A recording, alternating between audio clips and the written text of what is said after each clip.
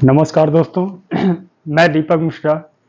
आज मैं समर्पण नशा मुक्ति केंद्र में आया हूं और आइए आज जानते हैं और मिलते हैं यहाँ के counsellor mister Sachin Joshi sir ji से, और जो इस क्षेत्र में कई वर्षों से काम कर रहे हैं। आइए उनसे मिलकर जानते हैं कि यहाँ के एडमिशन कैसे होता है, यहाँ की ट्रीटमेंट क्या है, यहाँ की थेरेपीज क्या हैं। नमस्ते सर। नमस्कार। सर, जैसा कि हम लोग जानते हैं आप इस क्षेत्र में कई वर्षों से काम कर रहे हैं, तो बताइए यहाँ के ट्रीटमेंट के बारे में, यहाँ एडमिशन्स कैसे होते हैं, यहाँ की थेरेपीज क्या क्या हैं। पहले तो ये जानना जरूरी है कि नशा मुक्ति केंद्र में एडमिशन, ये जो प्रोसेस है, ये नशा मुक्ति केंद्र में आने से पहले कई सालों से, कई महीनों से, कई हफ्तों से पेशेंट के घर वाले, परिवार वाले और कई बार खुद पेशेंट भी इसके बारे में सोचता है, लेकिन एडमिशन लेता नहीं है। क्योंकि आजकल के ज़माने की सोच ऐसी है, आज भी भारत में सोच ऐसी है कि नशा मुक्ति केंद्र में एडमिशन करने के बाद में जो इंसान है, जो पेशेंट है, उसको एडिक्ट का ठप्पा लग जाएगा। तो इसलिए इस डिसीजन को लोग, समाज क्या कहेगा, इसलिए इस डिसीजन को लोग क्या कहेंगे, इसलिए इस डिसीजन को आगे आगे धकेलते जाते हैं जी। और ये जो डिसीजन बहुत जल्दी होना चाहिए था, बहुत पहले हो जाना चाहिए था, वो डिले हो जाता है। और कोशिश होती है कि लोग डॉक्टर्स के पास में ट्रीटमेंट करवाते हैं, जी। वैद्य के पास में जाते हैं, हकीम के पास में जाते हैं, मंदिर में जाते हैं, मस्जिद में जाते हैं, दरगाह में जाते हैं, लेकिन पूजा इंसान पाठ मानता करते नहीं हैं। सर, इंसान मानता नहीं। मानता इसलिए नहीं है क्योंकि वो जानता ही नहीं है कि वो एडिक्शन इस बीमारी का शिकार है। जी। उसको प्रॉपर ट्रीटमेंट, प्रॉपर एनवायरनमेंट की जरूरत है, उसको पता ही नहीं है तो वो क्या करेगा। एडिक्शन ये बीमारी है, ये बहुत से लोगों को पता ही नहीं है। पता ही नहीं है तो एडिक्शन को मैनेज करने का सोचता है। जी। जब भी दिक्कत आती है, परेशानी आती है तो एडिक्शन बंद कर देता है, या घर वालों को भी पता नहीं वो एडिक्शन का शिकार है, एडिक्शन इस बीमारी का शिकार है। घर वाले उसको मारते हैं, प्रताड़ित करते हैं, वो घर वालों के ऊपर चिल्ला चोट करता है, घर वाले उसके ऊपर साम दाम दंड भेद सब कुछ चलता रहता है। इस प्रोसेस में ये जो चलता रहता है, इसमें कई नुकसान, बहुत ज्यादा नुकसान हो जाते हैं। एडमिशन के बारे में जानकारी तो होती है, नशा मुक्ति केंद्र है, वहां पर एडमिट करना चाहिए, लेकिन समाज का डर, कौन क्या कहेगा क्या नहीं, मैं नशेबाज का टप्पा लग जाएगा, ये सोच खुद उस पेशेंट की। जी। आप मानोगे तो भी आप नशेबाज हो, नहीं मानोगे तो भी। आपके ना मानने से आप नशेबाज नहीं हो, ऐसा नहीं होता ना। आपके जीवन में नुकसान बढ़ते हैं, आपकी परिवार में डिस्टरबेंस बढ़ते हैं। और ये नशा मुक्ति केंद्र का जो ऑप्शन आता है, वो सब ऑप्शन फेल होने के बाद, साम राम दंड वेद बाबा बुआ दरगाह वगैरह सब कुछ होने के बाद, नारायण नाग बलि कराते हैं, होम हवन कराते हैं, पूजा पाठ कराते हैं, शांति कोई यज्ञ वज्ञ करते हैं, लेकिन इससे बीमारी नहीं ठीक होगी। जी। बीमारी ठीक होगी प्रॉपर एनवायरनमेंट से, प्रॉपर गाइडेंस से। और जब परेशानी बहुत ज्यादा बढ़ जाती है, बहुत एक्सट्रीम पॉइंट तक पहुंच जाती है, जहां पर कई बार इमरजेंसी सिचुएशंस आती है, तो परिवार के संभालने के हद के बाहर हो जाती है, परिवार के कंट्रोल के बाहर हो जाती है, और खुद नशेबाज के भी कंट्रोल के बाहर हो जाती है। जी। नशेबाज मरने की हालत तक पहुंच जाता है, जी। मारने मुरने की बात होती। उसके बाद कहां जाकर नशा मुक्ति केंद्र का नंबर डायल किया जाता है, जो नंबर उनके पास में 6 महीने पहले आया था। 6 महीने पहले उनको पता था यहाँ पर एडमिशन हो सकता है, हम पेशेंट को डालना चाहिए, लेकिन सिर्फ इस सोच के साथ में कि नहीं यार, आज नहीं तो कल मेरा बेटा, मेरा पति, मेरा भाई सुधर जाएगा। मौके के ऊपर मौका देते हैं, लेकिन हालात सुधरते नहीं, हालात बिगड़ते जा रहे हैं। और फिर ये मजबूरी होती है परिवार वालों की कि उसको एडमिशन करवाना पड़ता है, क्योंकि वो मैनेज नहीं कर पा रहे। जी। फिर परिवार का कोई सदस्य, उसमें ये भी सोचा जाता है कि अगर इसको एडमिट कर देंगे तो शायद इसको बुरा लग जाएगा, गुस्सा करेगा और ये ज्यादा नशा करना शुरू कर देगा। ये भी एक डर रहता है। सही बात। अगर किसी का पति नशा कर रहा है और प्रताड़ित कर रहा है, तो पत्नी जो उसको एडमिट इसलिए नहीं कराती कि वो सोचती है कि भाई एडमिट करेंगे और उसके बाद आने के बाद ये मुझे मार सकते हैं, गुस्सा कर सकते हैं और ज्यादा नशा कर सकते हैं और ज्यादा प्रताड़ित कर, शायद माँ बाप भी यही सोचते हैं। लेकिन सर, ट्रीटमेंट अच्छा मिले तो मरीज को गुस्सा आने का कोई मतलब नहीं। ट्रीटमेंट मिलने के लिए उसको एडमिट करना पड़ेगा पहले। अच्छा, मतलब इसका डिसीजन परिवार वालों को लेना रहे। डिसीजन, ये जो डिसीजन है, ये मजबूरी में लिया जाता है नशा मुक्ति केंद्र में एडमिशन करने का। किसी को खुशी नहीं होती अपने घर के परिवार के किसी प्रिय सदस्य को नशा मुक्ति केंद्र में वहां ट्रीटमेंट के लिए भेजा है, वो मजबूरी है। लेकिन ये मजबूरी आइडेंटिफाई 6 महीने साल भर पहले से हो रही है, लेकिन उसको प्रोलॉन्ग किया जाता है और फिर आखिर में जब घर वाले थक जाते हैं सब कुछ करके, बर्दाश्त के हद सब गुजर जाती है, इमरजेंसी सिचुएशंस आने लगती है, रोज रोज क्लेश होने लगता है, उस समय टॉलरेंस खत्म हो जाता है और उसके बाद नशा मुक्ति केंद्र का नंबर घुमाया जाता है। मतलब सर आप ये कहना चाहते हैं कि मतलब घर वालों को मरीज के शुरुआती लक्षण देख के नशा मुक्ति केंद्र में डाल देना चाहिए? मौका देते हैं, मेरे कहने न कहने से कोई तुरंत नहीं डालेगा। आपने आज एक शराब का बोतल पिया, तुरंत आपको नशा मुक्ति केंद्र में नहीं डालेंगे। जी। कुछ समय होता है, कहीं वार्निंग्स दी जाती है, चेतावनी दी जाती है, जी। उसको समझाई जाए और ये जरूरी है। अगर सुधर जाए तो क्यों एडमिट करना। सही बात है। लेकिन जब सब फेल हो जाए लेकिन इंसान उसके बाद मानता में भी नहीं। डिले करे, मानता नहीं है इंसान। उसके बाद भी डिले करे। मानता क्यों? मानता इसलिए नहीं है क्योंकि उसको पता ही नहीं वो एडिक्शन इस बीमारी का शिकार है। वो तो क्या करता है, नशा जब बढ़ जाता है तब कभी दोषारोपण करता है, ब्लेम करता है, जस्टिफाई करता है, एक्सक्यूज देता है कि इस कारण से ये वजह थी जिसके कारण मेरा नशा बढ़ा है। बाकी ऐसे में कुछ ज्यादा तो पीता नहीं हूं या ऐसा कुछ ज्यादा नशा करता नहीं। तो इसमें क्या हो गया, इसमें जो वार्निंग्स है, वार्निंग्स बहुत दिनों पहले से, बहुत महीनों पहले से मिल रही है, लेकिन डिसीजन नहीं हो पा रहा। डिसीजन नहीं हो पा रहा। और वो जब डिसीजन हो जाता है, जो कि एक इमरजेंसी सिचुएशन होती है ज्यादातर, तब हमारे यहाँ पे फोन आता है। फोन द्वारा कोई डायरेक्ट कोई पर्सन आता है जो इंक्वायरी करता है कि एडमिशन क्या क्या है। फिर हमारा ये बनता है कि आपके पास में जब ये इमरजेंसी सिचुएशन है तो हम आपको ज्यादा से ज्यादा जल्दी से जल्दी मदद करने का हमारा उद्देश्य होता है। हाँ। तो हम जो जानकारी लेते हैं पेशेंट से कि अब वो कौन सी कंडीशन में, उसका एज क्या है, कौन सा नशा है, कितने सालों से कर रहा है, आज उसकी फिजिकल स्टेटस क्या है, कितना एरोगेंट है या क्या सॉफ्ट है, कैसा है, क्या है, क्या वो खुद से आ सकता है, नहीं आ सकता है, उसके बारे में जानकारी ली जाती है। मोटे मोटे तौर पे जानकारी हासिल की जाती है और फिर फैमिली से कहा जाता है, परिवार से कहा जाता है, जो आदमी इंक्वायरी के लिए आता है उसको कहा जाता है कि आप जितने जल्दी हो सके पेशेंट को ले आइए और उसको एक सेफ एनवायरनमेंट में भर्ती कर दीजिए। लेकिन कई बार ऐसा होता है कि पेशेंट आने के इच्छुक नहीं है, नहीं होता, मतलब जो वायलेंट है या कुछ घर से भाग जाएगा या कुछ उसका कोई शेड्यूल ही नहीं है। हाँ, सही। तो ऐसी हालत में हमारी और जिम्मेदारी बढ़ती है, नशा मुक्ति केंद्र की जिम्मेदारी और बढ़ जाती है कि उस परिवार की ऐसी हालत में तो उसको मदद करना जरूरी हो जाता है। फिर उस समय बारी आती है हमारी पिकअप टीम की, जो घर पे जाकर 4 लोग कम से कम नशा मुक्ति केंद्र से निकलते हैं। अच्छा। पिकअप वैन के साथ में निकलते हैं। अच्छा। 24/7 कभी भी आप फोन करें, आपके लिए यहां से मदद तुरंत भेजी जाएगी। जी। वो जो सदस्य है जो तकलीफ में है और उसके साथ साथ उसका परिवार भी तकलीफ में, दिक्कत में, परेशानी में है, उसको मदद करने के लिए यहां से तुरंत स्टाफ निकलता है।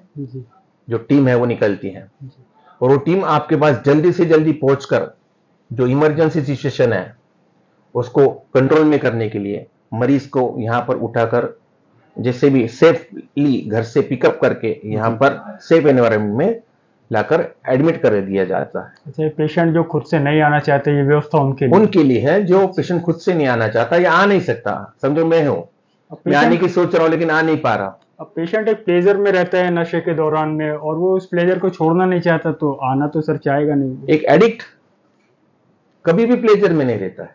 अच्छा। एक एडिक्ट हमेशा पेन में ही रहेगा। अच्छा। वो नशे को कभी एंजॉय नहीं कर पाता। आप मुझे बताइए प्लेजर की आपकी डेफिनेशन क्या है? प्लेजर मतलब खुशी। जी।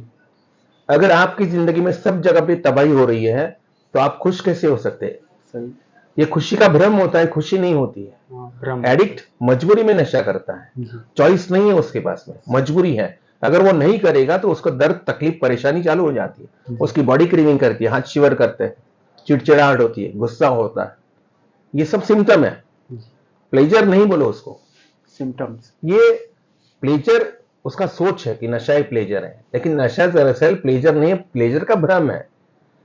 और भ्रम और वास्तविकता अलग अलग है। अगर आप ही सोचिए, प्लेजर को हम लोग अगर खुशी बोल रहे हैं तो क्या कोई इंसान, एक सामान्य इंसान अपनी बर्बादी में कभी खुश हो सकता है? अगर आपके कारण, आपके नशे के कारण आपके माता पिता, भाई बहन, बीवी बच्चे अगर दुखी है, परेशान है, डर में है, फियर में है जी, आप रोज कुछ ना कुछ नुकसान कर रहे हैं जी, तो क्या आप कभी खुश हो सकते हो? ये बातें एक नशे करने वाले व्यक्ति को नहीं पता रहती सर, वो तो इसे प्लेजर ही समझता है। नशेबाज जो नशा करता है वो उसका मजबूरी है, जी और मजबूरी में वो नशा करता है। जी दरअसल अगर डीपली देखा जाए तो बहुत से नशेबाज मुझे ऐसा बताते हैं कि वो नशा करने के बाद नशा छोड़ने के बारे में सोचते हैं कि हाँ बहुत ज्यादा नशा कर लिया, रात को फिर सोचने लग गए। थोड़ा सा फन वगैरह भी किया होगा, हाँ लेकिन रात को जब अकेला है तब वो सोचता है कि यार ये क्या लाइफ क्या हो रही मेरी लाइफ, सही छोड़ देना चाहिए, कम कर देना चाहिए। लेकिन कम तो कभी होता नहीं है, वो बढ़ रहा है, दिन ब दिन बढ़ रहा है, उसके साथ प्रॉब्लम परेशानियां भी बढ़ रही है। जी और ये समस्या बहुत गंभीर हो चुकी है। जब आप नशा मुक्ति केंद्र में आपके परिवार का कोई सदस्य आया है जी तो ये समस्या बहुत गंभीर हो चुकी है। अब इसको सॉफ्टली नहीं ले सकते, आसानी से इसको नहीं छोड़ा जा सकता। ये एक इमरजेंसी सिचुएशन है सही जहां पर हम आपके लिए या पेशेंट के लिए, फैमिली के लिए, परिवार के लिए, पेशेंट के लिए भी मदद है। ये जी परिवार के लिए सिर्फ मदद नहीं है नशा मुक्ति केंद्र, जी पेशेंट के लिए भी मदद है। पेशेंट के लिए क्योंकि वो सिचुएशन ही ऐसी है, खुद को नुकसान पहुंचा सकता है या किसी और को नुकसान पहुंचा सकता है। बिल्कुल खुद का नुकसान कर सकता है, दूसरे का नुकसान कर सकता है, लेकिन फायदा तो कुछ होने वाला है नहीं। नहीं और हालात दिन ब दिन बदतर होते जाते हैं। तो ऐसी कंडीशन में उसका पिकअप हो सकता है, ये खुद से आ सकता है, पेशेंट जी एडमिशन करता है। यहाँ पर एडमिशन होने के बाद में वो एक सेफ एनवायरनमेंट में आ गया, अब वो नशा नहीं कर सकता, कुछ भी हो जाए उसको नशा नहीं मिलने वाला। और फिर एडमिशन के बाद सर आपका ट्रीटमेंट प्रोसीजर क्या एडमिशन के बाद सही मायने में काम शुरू हुआ। जी अब वो डिसीजन हो गया कि उसको नशा मुक्ति केंद्र में रहना है। रहना अब जब नशा नहीं मिलेगा तो पेशेंट तड़फेगा, जी तकलीफ होगी उसको। डिटॉक्स पीरियड चलता है उसका 8 से 15 दिन, कई लोगों का ज्यादा चलता है। जी कौन सा नशा है, कितने सालों से करता है, क्या फिजिकल स्टेटस क्या है। जी कई वो मल्टी एडिक्ट रहते हैं, कई लोगों को नींद नहीं आती है, कई लोग हेलुसिनेशंस में चले जाते हैं। जी जब वो सेफ एनवायरनमेंट में आया तब उसका नशा बंद कर दिया गया, नशा बंद हो गया। और फिर जो मेडिकल टीम है जी वो उसको सपोर्टिंग दवाइयां जो उसके ब्लड रिपोर्ट के आधार पर है जी और उसकी फिजिकल स्टेटस के ऊपर जी कि उसको टेम्पररी क्या क्या दिक्कतें आ रही है। जैसे किसी को उल्टी हो रहा है तो उसके लिए ब्लड रिपोर्ट करने का जरूरत नहीं, उसको उल्टी का दवाई देने का जरूरत है। सही जो शारीरिक जो तकलीफ है उसके लिए दवाइयां, ब्लड रिपोर्ट विद 24 आवर्स मिल जाता है, जी हम अवेलेबल करवा लेते हैं। और अकॉर्डिंगली उसके बॉडी में कुछ बड़ी गड़बड़ तो नहीं है और उसको कौन सी दवाई चलानी है उसका कैटलॉग बनता है, उस दवाइयां उसको रेगुलर दी जाती है। डिटॉक्स पीरियड बहुत क्रुशियल टाइम होता है जब नशेबाज को मैक्सिमम जरूरत होती है। जी जब नशेबाज नशा छोड़ने का सोचता है तब डिटॉक्स पीरियड जब रहता है उसी समय वो वापिस नशा करने लगता है बाहर। जी घर पे आप 2 दिन रुक जाओ, तीसरे दिन आदमी नशा कर लेता है। बिल्कुल करने की बिल्कुल बॉडी डिमांड करती है ना, डिमांड करते हम चाय भी छोड़ेंगे तो सरदर्द होगा, बिल्कुल होगा अब नशे जैसी बड़ी चीज छोड़ेंगे तो बॉडी तकलीफ नहीं देगी आपको। बिल्कुल देंगे सर तो यहां पर आपको नशा तो नहीं मिलता, लेकिन नशे के लिए जो एंटी क्रेविंग मेडिसिन है, जी दवाइयों का सपोर्ट देकर, ताकि वो क्रेविंग पूरी तरह से खत्म नहीं होगी लेकिन उसको बर्दाश्त आप कर लोगे।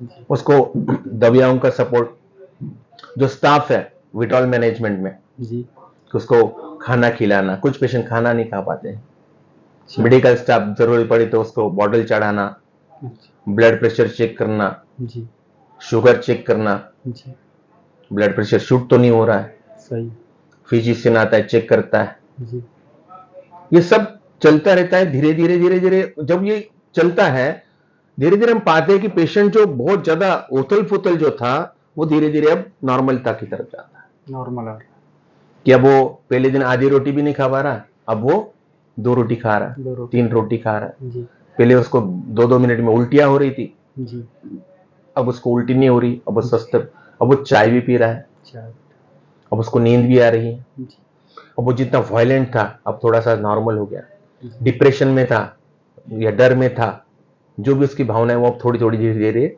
वो नॉर्मलता की तरफ आने लगी। तो सर ये डिटॉक्स पीरियड आपका ये कितने दिनों तक चलता है सर ये डिपेंड करता है, मैंने बताया था आपको 8 से 15 दिन कम से कम लगते हैं इसमें, जी कई लोगों को थोड़ा ज्यादा समय भी लग सकता है। तो ये पेशेंट की सिचुएशन पे पेशेंट की कंडीशन पे, कंडीशन पे डिपेंड कौन सा नशा है, कितने सालों से कर रहा है, कितनी क्वांटिटी में कर रहा है, जी उसकी फिजिकल हेल्थ क्या है, जी उसका एज क्या है, ये सब चीजें मायने रखती जी उसकी बॉडी कितना रिस्पॉन्ड करती है, उसकी बॉडी कितनी जल्दी रिकवर करती है, उस चीज के बगैर रहना कितनी जल्दी सीख जाती है, कितनी जल्दी उसका बॉडी मेटाबॉलिज्म, बॉडी क्लॉक जी एडजस्ट होता है।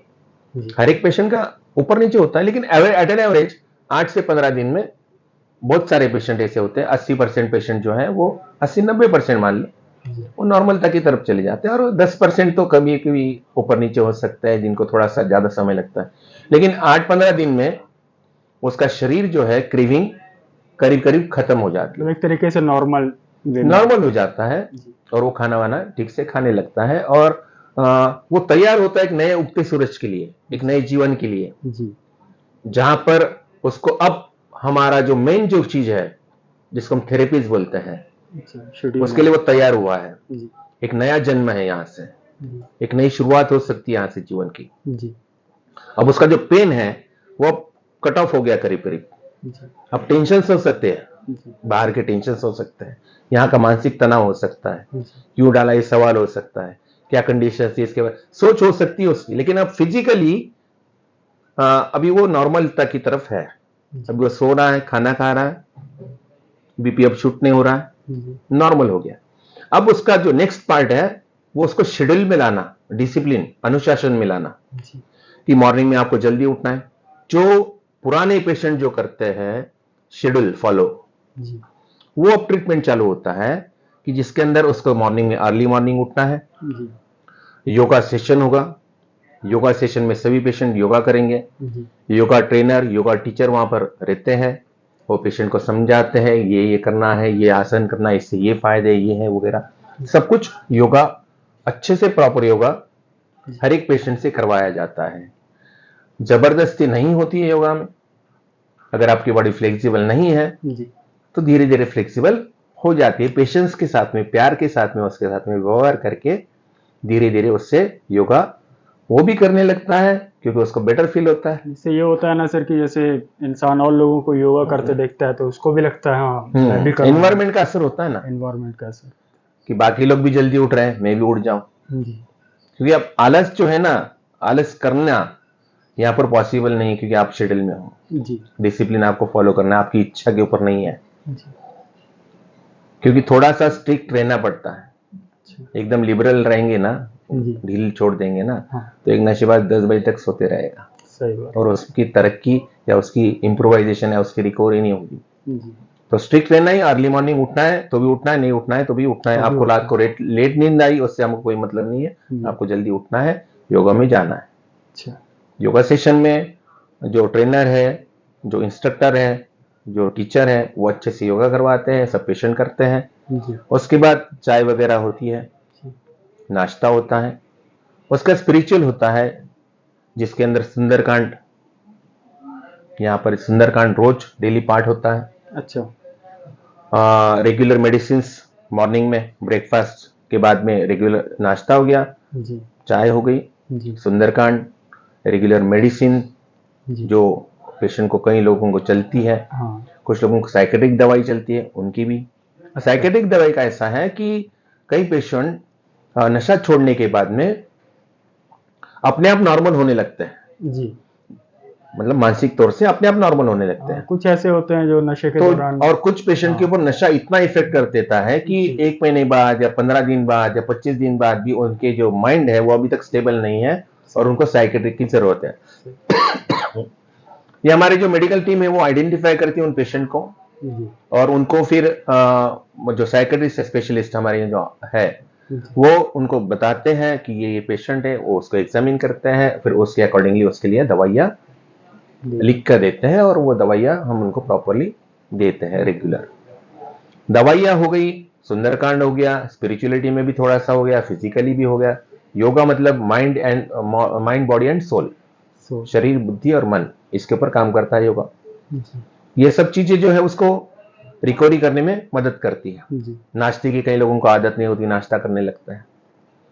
उसके बाद आता है इनपुट सेशन, जी जहां पर मैं और हमारे और भी काउंसलर्स हैं जो सेशन लेते हैं, अच्छा जहां पर नशे के बारे में जानकारी, बहुत सी जानकारी पेशेंट को होती है, बहुत से नुकसान पेशेंट को बताते हैं। बहुत सी तो जानकारी होती है पेशेंट को, बहुत से नुकसान भी पता होते हैं, जी लेकिन वो बाहर इनके ऊपर सोचता नहीं है। नहीं यहाँ पर सेशन के माध्यम से उसके ऊपर उसको सोचने में मजबूर किया जाता है कि भाई क्या जिंदगी हो गई तेरी। सोचेगा भी कैसे सर, वो बाहर हमेशा नशे में धुत रहता है, तो सोचने का नशे में धुत रहने का अर्थ होता है कि वो होश में नहीं है, जी और होश में नहीं है तो आदमी सोचेगा कैसे। वही, उसकी सोच सिर्फ यहाँ तक सीमित है कि नशा करूँ तो करूँ कैसे और छुपाऊँ तो छुपाऊँ कैसे, छुपाऊं कैसे। लेकिन छुपता कुछ नहीं है नहीं और नशा रुकता भी नहीं है, रुकता नुकसान बढ़ते जाते हैं। तो इनपुट सेशन में उसको रियलिटी की तरफ लेके जाता है। जी। मेरा मानना है कि अगर कोई आदमी अपने जीवन का सच, रियलिटी, वास्तविकता देखने में अगर कामयाब हो जाता है जी तो उसके लिए नशा छोड़ना बहुत आसान हो जाएगा। जी बस एक डिसीजन है, सत्य को स्वीकार करना। सत्य को स्वीकार करेंगे कि अब नशा जो है मेरे लिए नहीं है, क्योंकि ये नशे तभी के पॉसिबल है जब वो नशा करना बंद कर दे, तभी वो सोच पाएगा, तभी स्वीकार कर पाएगा। अभी उसका नशा बंद हो चुका है, अभी जी। उसकी फिजिकल क्रेविंग खत्म है, जी अब वो नॉर्मल हो चुका है। इनपुट सेशन बार बार इस चीज पे हमर करता है कि इस सच का मैं स्वीकार करूं, क्योंकि इसको कहा गया डिसीज ऑफ डिनाइल, नकार करना, कि मैं नशेबाज कैसे नहीं हूं, ये माइंड सोच रहा है। जी जो सेशन होते हैं ये बताते कि तू नशेबाज कैसे है, अच्छा नशेबाज तू है कि नहीं है, ये आइडेंटिफाई करने के लिए इनपुट सेशन बहुत मदद करता है। जी जहां पर पेशेंट आइडेंटिफाई कर पाता है, जो ध्यान से सुनता है, और वो सुनता भी है क्योंकि उसके जीवन से कोरिलेट करता है, वो जी सेशंस को जी कोरिलेट करता है, समझ में आने लगता है, थोड़ा सा इंटरेस्ट भी बढ़ता है, नई नई चीजें सीखता है, नए नए एक्सपीरियंसेस उसको पता चलते हैं। जी 1 से 1.5 घंटे का सेशन होता है मॉर्निंग में। जी उस सेशन में रोज नई नई जानकारी नशे के उनको ये बताया जाता है कि नशा करोगे तो क्या मिलेगा, क्या खो दोगे, और नशा नहीं करोगे तो क्या क्या मिल सकता है, जी किन किन चीजों के आप धनी बन सकते हो। जी एक सपना भी तो देखना पड़ेगा कि मैं 2 सपने दिखाता हूं। अगर आप नशा करोगे तो आपको क्या क्या मिलेगा, जी आपका जीवन क्या होगा, देख लो। जी अगर आप नशा नहीं करोगे तो आपका जीवन क्या हो सकता है। जी तो आप जब क्या मिलेगा इस तरफ अगर देखेंगे, नशा करेंगे मुझे क्या मिलेगा, तो मैं बता रहा हूं बर्बादी के अलावा और कुछ नहीं मिलेगा। कुछ नहीं। और बर्बादी का अर्थ खुशी नहीं होता है नहीं कि आज तक तो बहुत सारी बर्बादी ऑलरेडी हो चुकी है, जी ऑलरेडी वी आर लेट, हम बहुत लेट हो चुके हैं, ये उसका एहसास होता है उसका। और कहीं ना कहीं एक ना एक दिन वो क्लास में इस पॉइंट पे जरूर पहुंचता है कि यार अब और नहीं यार भाई, अब और नहीं करेंगे, सही अब इसको बंद करना ही है। सही मैं बंद करना पड़े पे जोर नहीं देता हूं, पेशेंट के अंदर से आना चाहिए मैं बंद करूंगा। जी बंद करना पड़े तो भी बंद होगा, बंद करूंगा बोले तो भी बंद होगा। बंद लेकिन पेशेंट को इस प्रकार से गाइडेंस मिलना चाहिए कि पेशेंट के अंदर आए कि मैं नहीं करूंगा, करना पड़ेगा मतलब बोझ है, बोझ कैसे भी करो करना पड़ेगा, छोड़ो या नहीं करूंगा छोड़ो, रिजल्ट तो यही कि छोड़ा है आपने। जी और जैसे आदमी नशा छोड़ता है उसका जो ऊपर आना जीवन का शुरू हो जाता है, जी वो एक इंसान बनने लगता है, रावण का राम बनने लगता है या मानव बनने। राम तो अपने बनना नहीं है, इतने ऊपर नहीं जा पाएंगे, सही राम तो सर्वश्रेष्ठ है। जो राक्षसी प्रवृत्ति जो है जी वहां से वो कहीं ना कहीं इंसान की तरफ आता है, जी और इंसान वो होता है जो उस चीज पे काम करता है, जैसे कि जिस चीज को मेरी बुद्धि गलत बता रही है उस चीज को मैं ना करूं, और जिस चीज को मेरी बुद्धि सही बोल रही है उस चीज को मैं करूं। सही तो क्या हम जो नशेबाज है उसको कभी भी ये उसने सोचा है कि नशा करना सही है, नशा करने के पहले, नशा जब कर रहा था तब भी और आज भी, जी तो ये कभी भी सही नहीं था। जी अब वो उस कंडीशन में है कि वो नशा छोड़ सकता है। छोड़ सकता है। साथ साथ जैसे 25 दिन हो गए, 30 दिन हो गए, पेशेंट स्टेबल हो गया, कुछ इनपुट सेशन से उसका ज्ञानवर्धन हो गया, उसको जानकारी मिली, जी पेशेंट से रैपो डेवलप हुआ हमारा, जी उसके बाद हम उसको बुलाते हैं और उससे काउंसलिंग का प्रोग्राम जो है वो चालू हो जाता है। काउंसलिंग के माध्यम से उससे जानकारी हासिल करती कि भाई तुम नशा क्यों करते हो, क्या प्रॉब्लम है, क्या परेशानी है, जी क्या दिक्कत है आती है तेरे को, ये सब चीजें उससे हम लोग क्या करते हैं, उसके पास से इनपुट लेते हैं। अच्छा और इन 1 महीने के अंदर हम परिवार से भी इनपुट लेते हैं, जो जानकारी पेशेंट की ट्रीटमेंट में हमको हेल्पफुल हो, वो जानकारी लेते हैं कि भाई वो काम करता है नहीं करता है, जी कौन से धंधे किए, कहाँ कहाँ पे नौकरी किया, आज उसका मैरिटल लाइफ कैसा है, जी अगर मैरिड नहीं तो स्टूडेंट लाइफ कैसा है, पढ़ाई में कैसा है, वो परिवार से भी जानकारी लेना हमारा पैरेलल में चालू है। जी अब हम लोग पेशेंट से जानकारी लेते हैं और कई जानकारी हम टैली करते हैं जी कि पेशेंट अभी फेथफुल है, मतलब ईमानदार बना है नहीं बना है। जी। अगर ईमानदार नहीं बना है तो उसको फिर बताते हैं कि भैया आपने जो ये कहा ये नहीं है, ये है। मतलब आप पेशेंट से क्रॉस चेक करना, अकेले में बैठ के भी बात करते हैं। कई बार हम उसकी बात सुन लेते हैं जी। और उसको रिस्पॉन्ड नहीं कर, डिपेंड करता है पेशेंट का कंडीशन क्या है, वो बोल रहा है नहीं, हमारे लिए बहुत बड़ी बात है। अच्छा ओपन अप होना पेशेंट का जी बहुत इंपॉर्टेंट होता है, क्योंकि एडिक्ट पर्सनैलिटी जो है वो इंट्रोवर्ट पर्सनैलिटी है। अपने अंदर ही सवाल उठते हैं उसके और अपने अंदर ही वो जवाब इमेजिन कर लेता है, ना सवाल करता है ना जवाब सुनता है। तो स्वीकार करना बहुत जरूरी है। स्वीकार करना तो पहला प्रोसेस है कि स्वीकार करना। अगर नशे के सामने हार स्वीकार नहीं करेंगे तो जीवन में जीत होना नामुमकिन है। जी नशे के सामने हार स्वीकार करना मतलब अब नशा जो है मैं नहीं कर सकता भाई, क्योंकि अगर मैं करूंगा तो मेरा नुकसान होना 100% तय है। नशा और करियर, जी नशा और खुशियां एक एडिक्ट के जीवन में कभी नहीं हो सकती। हम्म, एक तो करियर चलेगा या नशा चलेगा, सही खुशियां रहेगी या तो फिर नशा रहेगा। अगर आप खुशी में करेंगे तो खुशी आपकी दुख में बदल जाएगी तुरंत। इस चीज का एहसास उसको क्लासेस के माध्यम से, शेयरिंग सेशन एक होता है। जी। शेयरिंग सेशन में क्या है, अलग अलग नशेबाज अपने जीवन के बारे में एक्सपीरियंसेस बताते हैं जो एक्सेप्टेंस लेवल बढ़ाने में बहुत मदद करते हैं। अरे यार इसके जीवन में भी ये हुआ, इसके जीवन में भी हुआ। हर पेशेंट का पास्ट जो है वो मिलता जुलता है। जी प्रेजेंट कंडीशन क्या है, सब लोग नशे मुक्ति केंद्र में है, सब लोगों ने बाबा बाबा ट्राई कर लिए, सब लोगों ने मंदिर मस्जिद ट्राई कर लिए, दरगाह पे चले गए, डॉक्टर्स के पास में चले गए, लेकिन उनको जो मेन चीज चाहिए थी प्रॉपर एनवायरमेंट, जी जहां पर वो सोच सके। अगर कोई आदमी 5 साल से 2 साल से नशा करता है तो मुझे नहीं लगता उसने कंटिन्यूअस 1 महीने तक नशा मुक्त रहने के बारे में सोचा होगा। नहीं सोचा सही। 1-2 दिन सोचता है, जब डिफिकल्टी आती है तो सोचता है 1-2 दिन, उसके बाद में छोड़ देता है उस चीज को। छोड़ देता यहां पर नशा छोड़ना बड़ा आसान है, जी कहीं पर भी नशा छोड़ना बड़ा आसान है, लेकिन छोड़ा हुआ नशा छूटा रहे इसके लिए आपकी सोच में परिवर्तन होना जरूरी है। जी इसके लिए लगेगा समय, सोच बदलने में समय लगेगा। अवेयर या किसी चीज की जानकारी लेने 2 मिनट या 2 मिनट लगता है, लेकिन उसके प्रति हमारा इंटरप्रिटेशन, हमारी सोच बदलने में थोड़ा सा हैमरिंग करना पड़ेगा, उस चीज को समझना पड़ेगा, तब उसके बारे में बदलाव हो सकता है। सही। और यही वो जगह है नशा मुक्ति केंद्र में जहां पर पेशेंट 3 महीना 6 महीना 2 महीना, जैसे depend on patient to patient, इतना समय जब रहता है तब उसको एक्सेप्टेंस लेवल आ जाता है और उसके बाद वो नए जीवन के लिए यहां पर वो तैयार होता है। जी यहां पर उसकी फिजिकल रिकवरी तो होगी, जो मेंटल रिकवरी है उसके लिए काउंसलर मदद कर सकते हैं, योगा टीचर मदद कर सकते हैं कि आप प्राणायाम वगैरह अच्छे से करो, ये करो वो करो, रीडिंग करो वगैरह, लेकिन करना यहां पर पेशेंट को ही है। पेशेंट की हम मदद करेंगे। मदद मान लीजिए अगर कोई व्यक्ति दलदल में पड़ा है, मैं उसके पास में रस्सी फेंकता हूं तो वो बाहर आ जाएगा जी कैसे? और वो रस्सी पकड़ेगा अगर वो रस्सी पकड़ेगा तो जी मतलब एफर्ट तो वहां से भी है ना, जी उसको रस्सी पकड़ना जरूरी है। घर वालों ने एक रस्सी तो डाल दी कि आपको नशा मुक्ति केंद्र में भेजा, आप खुद से आए कैसे आए, नशा मुक्ति केंद्र वाले उठाकर आपको यहां ले आए, एक मदद ही है।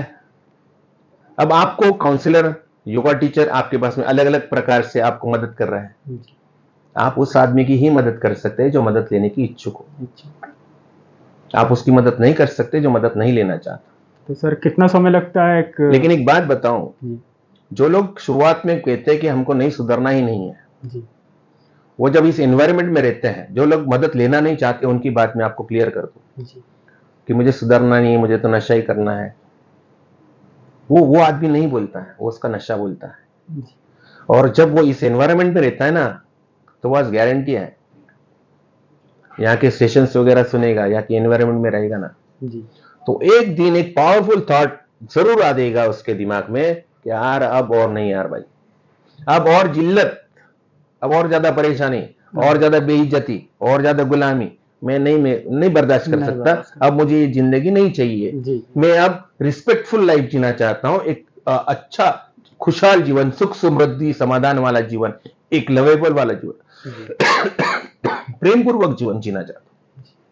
ये ख्याल आता है क्योंकि एनवायरमेंट नशा करने के बारे में नहीं बता रही है, नशा छोड़ने के बारे में, नशे के effect, side effect, bad effect, नशे से क्या क्या हो रहा है, ये बार बार उसको क्या कर रहा है, हैमर किया जा रहा है। इनपुट क्या है, नशा छोड़ने के लिए इनपुट दिया जाता है, और एनवायरमेंट भी वही है, सब लोग उसके बारे में बात कर, नशा मुक्ति के बारे में बात कर रहे हैं। जी जिम्मेदारी जो है उसका एहसास होना।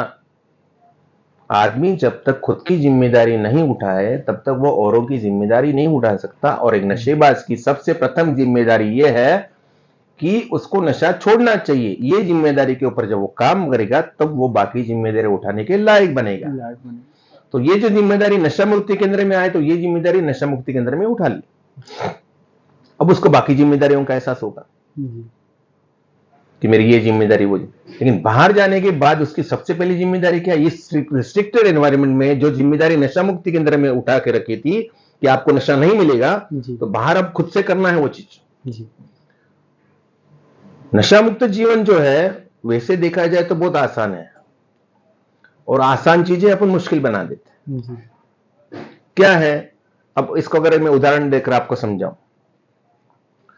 अगर किसी व्यक्ति को शुगर की बीमारी, डायबिटीज है, अगर वो शुगर के सब नियम वगैरह फॉलो करता है, शक्कर नहीं खाता है वगैरह, तो क्या वो नॉर्मल नहीं रहेगा? बिल्कुल शुगर लेवल उसका नॉर्मल रहेगा। नॉर्मल। वो जब तक 6 महीने, साल भर, जब तक जो उसके जो नियम है वो फॉलो करेगा, दवाई गोली टाइम पे लेगा, जी तब तक वो जानो। जिस दिन वो शुगर खाएगा उस दिन क्या होगा, गड़बड़ हो जाएगा। गड़बड़ हो जाएगा। वैसे ही कुछ मिलता जुलता है। जब तक आदमी नशे से दूर रहेगा, जीवन सामान्य, क्योंकि यहां पर आपका डिटॉक्स हो चुका है, आपको इनपुट दिया है, अच्छा, आपके एक्शंस भी बदल गए। बाहर वो जब तक रूल्स शेड्यूल फॉलो करेगा, जी प्रॉपर शेड्यूल, डिसिप्लिन मस्ट है, बाहर भी अनुशासन मस्ट है, मन मर्जी वाला काम नहीं है। और एड के लिए तो बहुत ज्यादा जरूरी होता है। वो बाहर जब तक नशा छोड़ेगा तब तक उसका जीवन तरक्की करेगा। तरक्की करेगा। लेकिन जिस दिन उसने नशा कर दिया, गड़बड़ होना शुरू हो जाएगा। बाहर ज्यादा सावधान रहना पड़ेगा उसको, निगेटिविटी से दूर, स्लीपिंग, जहां वो स्लीप हो सकता है, अवॉइड स्लीपरी प्लेसेस बोलते हैं। जी ऑब्सेशन आएगा, बाहर कितनी जगह से हमला होना है उसके ऊपर। जो बोया है वो, जो कर्म किया है, जो बीज बोया, जाने अनजाने में भी क्यों ना हो, लेकिन कुछ गलत बोया होगा, वो भी सामने आएगा। एक तरफ से ऑब्सेशन आ रहा है, नशे का खिंचाव, एक तरफ से लालच आ रहा है, दोस्त रिश्तेदार या कोई भी बाहर नशा करता है तो लालच आ जाता है नशा करने। सही। ऑब्सेशन, एसोसिएशंस, ये आ रहा है। जी उसके बाद डिपेंडेंसीज भी है, सेक्सुअल डिपेंडेंसी भी है, जी और उसके बाद में पैसे का कमी भी हो सकता है, परिवार में उथल पुथल भी हो सकती है। ये हमारी जो नशा मुक्ति की जो तपश्चर्या है, इसको भंग करने का ये सब प्रावधान है कली का, जो हमारे को रिलैप्स करने की तरफ लेके जाता है, फिर से नशे की तरफ। हमको बताता है भाई ये चीजें है तो तू नशा कर ले। लेकिन एक सच तो यह है कि नशा करने के लिए 16,000 बहाने हैं, और उसमें से एक बहाना भी सही तरह से साबित नहीं होता। नहीं होता। कई लोग बोलते हैं मरना है इसलिए नशा करते हैं। सही। जब मौत दिखने लगती है, तकलीफ होने लगती है, तो मम्मी पापा के पास पहुंच जाते हैं, बीबी के पास पहुंच जाते हैं, भाई के पास में उठ जाते हैं, मदद मांग लेते हैं। तो बहाना, आपके घर में क्लेश का वातावरण है, आपके पास पैसे नहीं है, आपका लव अफेयर हो गया था और वो टूट गया, जी आपकी बीबी छोड़ के चली, तो बहाने हैं सब। ये बहाने हैं। मुझे आप बताइए, आपकी या कोई मर गया है, आपका ब्रेकअप हो गया, जी तो दारू पीने से या नशा करने से पैचअप हो जाएगा? बिल्कुल नहीं। आपके ऊपर कर्जा हो गया, दारू पीने से कर्जा ठीक हो जाएगा? बिल्कुल नहीं। आपके घर में किचकिच है, तो क्या नशा करने से ठीक हो जाएगी और बिगड़ेगी? और बिगड़ेगी सर। माता पिता है, इसमें से कोई भी मर गया है समझो आप, क्या तो क्या नशा करने से जिंदा हो जाएगा? ये सिर्फ और सिर्फ बहाने हैं। वो बहुत अच्छे से बोलते हैं लोग कि पीने वाले को पीने का बहाना चाहिए।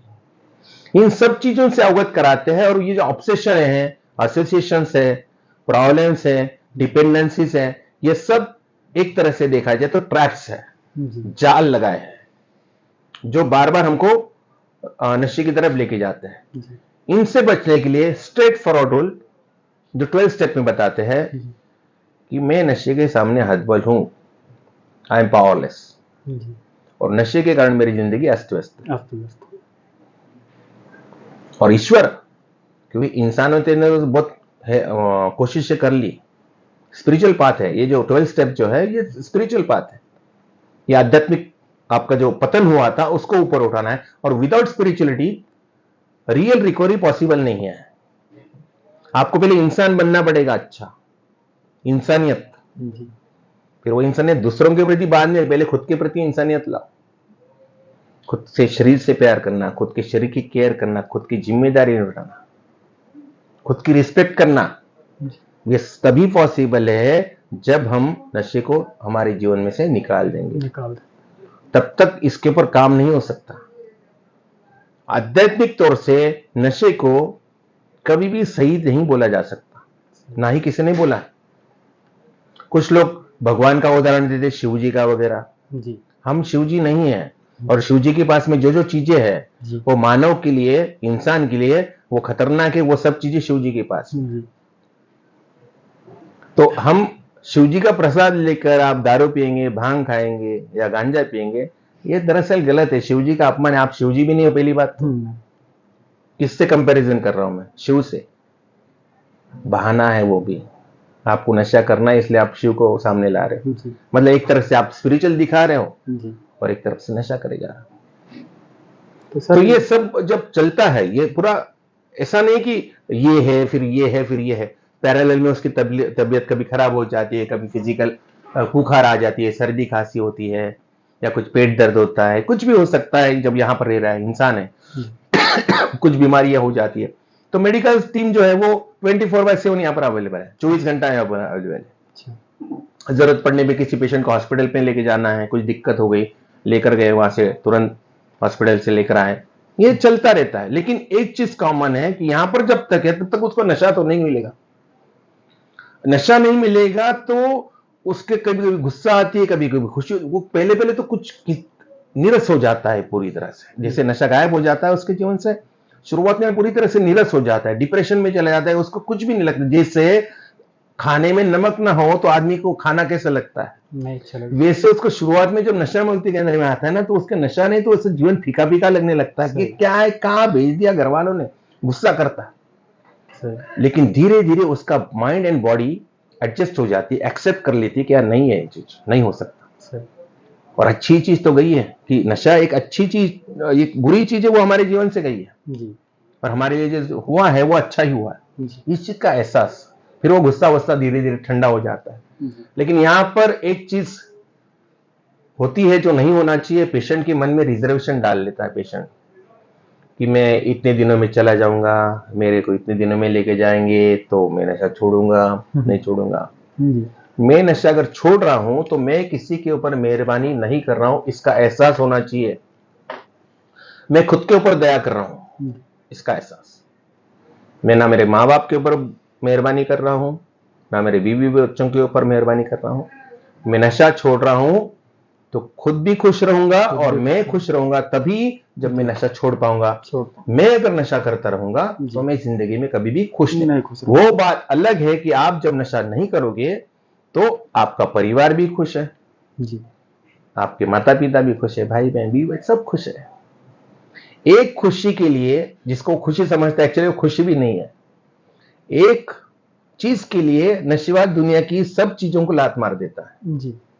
एक चीज के लिए जिसका नाम नशा है, उसके लिए पूरे जीवन को लात मार दिया, सब चीजों को लात मार दिया जी। और हम यहां पर बताते इस एक चीज को लात मार दे, दुनिया तेरे लिए अवेलेबल है जी। बाकी सब कुछ है तेरे पास, और नशा आएगा तो कुछ भी नहीं है। क्या है उसके पास में? अच्छा शरीर है, अच्छी बुद्धि है, अच्छा परिवार है, परिवार में सुख शांति समाधान है, पैसा है, इज्जत है। क्या वो आध्यात्मिक है? क्या वो सेक्सुअली सेटिस्फाइड है? डिपेंडेंट है या क्रूएल सेक्स मांगता है, हैवानियत वाला असुरी सेक्स? पैसे की तो दिक्कत है ही। एक नशेबाज की रिक्वायरमेंट क्या है? ये ज्यादातर मैंने मतलब सुना है, extra power, extra money and extra sex. और वो तीनों चीज अगर आपके जीवन से चली गई, ना प्यार है, ना सेक्स है, ना पैसा है, ना पावर है, ना फ्रीडम है, तो आप चिड़चिड़ी नहीं हो जाएंगे? बिल्कुल हो जाएंगे सर। और मैं गुस्सा हो रहा हूं इसलिए मैं नशा कर रहा हूं, क्योंकि गुस्सा होने का कारण क्या है? क्योंकि बर्बादी हो रही है जी। इस चीज का एहसास। तो रिकवरी प्रोसेस में यहाँ पर आपकी फिजिकली रिकवरी तो हो जाएगी, मानसिकता के लिए आपको तैयार किया जाएगा, मेंटल आपकी सोच में परिवर्तन किया जाएगा, लेकिन बाहर जाके काम पेशेंट को ही करना है। जी। फिर परिवार वालों की भी काउंसलिंग होती है, परिवार वालों को बुलाते हैं कि पेशेंट की अपेक्षाएं क्या है, परिवार वालों से भी जानकारी दी पेशेंट से क्या अपेक्षा है, परिवार वालों से क्या दिक्कत है, जी। पेशेंट से पूछते कि पेशेंट से क्या दिक्कत है, मतलब परिवार वालों को पेशेंट से और पेशेंट को परिवार से क्या दिक्कत है, इसके बारे में जानकारी ली जाती है। और इसके अनुसार फैमिली काउंसलिंग होती है, फैमिली काउंसलिंग एक पार्ट होता है। जी। और फिर उसके फ्यूचर प्लानिंग के बारे में बात होती है कि अब उसको अनएम्प्लॉयड है तो क्या करेंगे, कैसे करेंगे, उसको आगे जीवन में कैसे बढ़ाना है। और धीरे धीरे उसकी जो पटरी से उतरी हुई जो गाड़ी है उसको फिर से पटरी पर रखकर उसको आगे धीरे से आगे जीवन में बढ़ाने के लिए तैयार किया जाता है। जी। और हम लोग कहते हैं स्लो बट कांस्टेंट, स्टार्ट ले रहे हैं तो धीरे धीरे धीरे ही स्टार्ट लेना। जल्दी का काम शैतान का कहते हैं। जल्दबाजी नहीं कि मैं 5 साल से नशा कर रहा हूं, मेरे जो साथ वाले थे वो आगे बढ़ गया, मैं जल्दी जल्दी पैसा कमाऊंगा, जल्दबाजी ना करें। Stay on the crease run will follow. वो स्पीच पे खड़ा रहना, उस पटरी पे खड़ा रहना, रूल्स डिसिप्लिन को फॉलो करना, आगे आगे बढ़ना, धीरे धीरे। बाय बार बता रहा हूं अगर वो नशा छोड़ता है, अगर वो पटरी पे रहता है तो स्टार्टिंग में उसको बहुत ज्यादा ताकत लगने वाला है कि ट्रेन अभी खड़ा है जी। बहुत ज्यादा कंसंट्रेशन लगेगा, बहुत ज्यादा फोकस लगेगा। कुछ लोग बोलेंगे, कुछ समस्या आ रही, कुछ ताने मारेंगे, जिम्मेदारी हो सकती है, बहुत ज्यादा जिम्मेदारी का प्रेशर, सपोर्ट नहीं मिल रहा है, हालात विपरीत होंगे, लेकिन वो टेम्पररी है। अगर वो डटा रहा अपने टारगेट के ऊपर, अपने लक्ष्य के ऊपर, कि नहीं का मतलब नहीं होता है, मैंने एक बार कमिटमेंट कर दी तो मैं उसको अब फॉलो करूंगा। कमिटमेंट क्या है कि अब जिंदगी भर के लिए इस चीज की तरफ देखूंगा भी नहीं। शुरू तो करो, जिंदगी भर का बाद में देखेंगे। मैं तो यही कहता हूं, पूरे जिंदगी भर का प्रेशर मत लेना जी। बस आज के दिन का प्रेशर ले ले तो 24 घंटे का, कल देखेंगे जी। इसको कहते हैं one day at A time. एक एक दिन के हिसाब से धीरे धीरे आगे बढ़े। अब आपने उस प्रोसीजर को फॉलो किया कि मैं 24 घंटे नशा नहीं करूं, अब 2-3 महीने से नशे से दूर हूं, तो भाई साहब बहुत बड़ी बात हो गई कि आप नशे आपके चारों तरफ है, सोसाइटी में, समाज में, और आप ऐसे समाज में रह रहे हैं और आप नशा मुक्त रह रहे हो। ये एक बहुत बड़ी जीत होती है। शुरुआत में कठिन है लेकिन धीरे धीरे जैसे आगे बढ़ेंगे ना, वैसे जो प्रॉब्लम परेशानियां जो है ना वो कम होती जाएगी और खुशियों का स्तर जो है वो ऊपर। यहां से जाने के बाद नशा करना आसान है, 50, 100, 200, 500 रुपए एडजस्ट करना मुश्किल नहीं है एक नशेबाज के लिए। लेकिन आगे जाके ये जो रास्ता है, नशा करने वाला जो रास्ता है, ये और ज्यादा कठिन होते जाएगा। नशा मुक्ति वाला रास्ता जो है वो शुरुआत में कठिन है और बाद में, हमारे एक सर थे जिन्होंने कहा था, या शायद बुक्स में पढ़ा होगा, उन्होंने कहा नशा मुक्ति केंद्र से निकलने का मतलब ये नहीं होता कि आपके लिए स्वर्ग के दरवाजे ओपन किए हैं। नशा मुक्ति केंद्र से निकलने का मतलब होता है आप नर्क से द्वार से बाहर निकल सकते हो। जो नर्क हम बाहर भुगत रहे थे उससे बाहर निकलने का रास्ता नशा मुक्ति केंद्र से होकर निकलता है जी। जीवन का स्वर्ग आपको बनाना है, ये एक अपॉर्चुनिटी है नशा मुक्ति केंद्र में आने का। और हमारे यहाँ तो रिकवरी रेट बहुत अच्छा है, 95% रिकवरी रेट है। अच्छा। क्योंकि जो स्टाफ है वो कमिटेड है जी, मदद करने के लिए तत्पर है, 24/7 सब लोग तत्पर रहते हैं।